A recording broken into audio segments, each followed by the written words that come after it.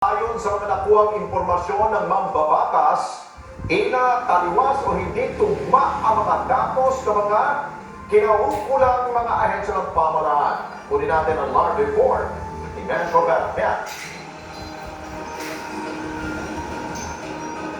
Alex, bigo nga ang DSWD na makapagsumite ng listahan o guidelines na mabibigyan o makikinabang dun sa kontrobersyal na AKA program na pinondohan niya ng 12 billion pesos. Dahil dito nangangamba ang mga senador na magagamit ang pondong yan para sa pangampanya ng mga kakandidato sa midterm elections. Paano sila gagawa ng listahan ng minimum wage? Wala silang listahan ng minimum wage. Mas lalong wala silang listahan ng informal, contractual, and less than minimum wage. Saan natin hahanapin yung mahihirap na yan? Depende sa congressman, sa barangay kapitan, sa senador. Yan ang sermon ni Senator Amy Marcos sa mga opisyal ng Department of Social Welfare and Development at Labor and Employment matapos madiskubre na wala pang malinaw na guidelines at listahan na matatanggap ng ayuda mula sa Kapusan Kita program ng gobyerno. Your Honor, it's not the MSWD or the provincial social worker. But your guidelines precisely say, No, Sa pagdinig ng Senado sa isyu ng AKAP, hinanap ni Marcos ang listahan ng mga beneficiaries. Ano raw ang kasigurahan na hindi gagamitin ito ng mga kandidato ngayong kampanya at tamang mga beneficiaries ang makikinabang. At iba pang may mga listahan ba kayo? May directory ba ng minimum wage earner? wala pong pangalan. Ang meron lang po na available yung numero ng mga minimum wage. Malalaman kung sino yung tamang beneficiary. Wala naman pala kayong listahan ng minimum wage earner. Pero ang Sila? paliwanag, walang listahan ng minimum wage Wala earner po. ngayon. Wala Sa po. Doleman o sa DSWD. Wala po. At ito ang target ng AKAP, ngunit hindi maliwanag kung sino sila. Wala Opo. yung pangalan. Ayon sa DSWD, bahagi ng probisyon ng AKAP, ang mga makakatanggap ng pondo ay mga individual na kumikita ng mas mababa sa minimum wage at matindi na apektuhan ng inflation. Pero sa ngayon, aminado ang DOLE na wala pang listahan ang minimum wage earners. Tutuklasin pa. Opo. Sa ngayon, andyan na yung pera, andyan yung programa, hindi alam kung kanino pamimigay. Tama? Sa nakuhang detalye ni Marcos mula sa Employers Association of the Philippines, aabot lang sa 2 milyon ang sumusweldo ng minimum pero sa datos ng DOLE, aabot ito sa 5 milyon. Kami po ay may mga inspection din. Nag-i-inspect po kami ng mga kumpanya.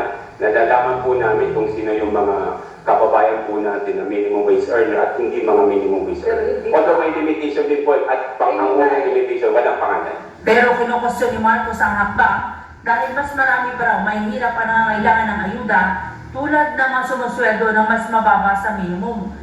Hindi nga workers yung PWD at saka senior eh. So hindi sila qualified. Klaro lang tayo, para nagkakaliwanagan tungkol sa programa, litong-lito po kami. At kung yan ang guidelines na ibibigay sa COMELEC, hindi ko alam kung ang kopya sa utos ng Pangulo na dapat maliwanag at may safeguards. Kinukustyon rin ng ilang grupo ang hakbang dahil bakit daw unahing bigyan ng tulong ang may trabaho samantalang milyon-milyong Pinoy ang walang income. I think we should be clear now if a person is unemployed because he cannot find employment, kasama ba siya? Because there will be more. Maubos yung pera sa those unemployed lang. I mean, we will not be, let's not talk about minimum wage anymore because if you include those unemployed because they cannot find work, they should be given priority. Isa pa si Senator Marcos, bakit nga ba mga empleyadong makakatanggap ng below minimum wage ang bibigyan ng AKAP samantalang mahigpit na ipinagbabawal ang pagpapasweldo ng mas mababa pa sa itinatakdang minimum wage?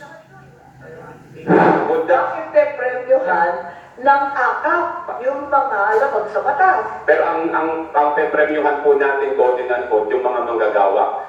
Nanaisin pa rin po ba natin na although may separate pong proseso in requiring employers to pay workers the required minimum wage.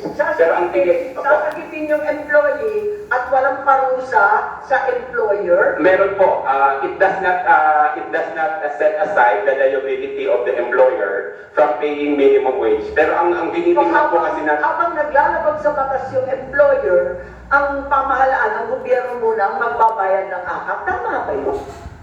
Humarap naman sa pagdinig si Baguio City Mayor Benjamin Magano at inireklamo ang anyay matinding korupsyon sa pamamahagi ng AKAP. Bukod sa present ang mga politiko sa distribusyon, ang pamamahagi depende sa endorsement ng isang mambabatas. Ma'am, napakalawak po nung ginagawa ngayon. Ibig sabihin mo, ma'am, lalo ko silang gumagaling. Lalo ko silang gumagaling kasi tuwing natatakpan, very creative sila, very innovative sila. Nagkakaroon sila lalo ng mga paraan kung paano magkaroon ng workaround, ma'am, sa mga projects. Pero matindi, ma'am, talaga dito aside from the project, another source of corruption is itong funds na ganito, ma'am, na nasa discretion nila.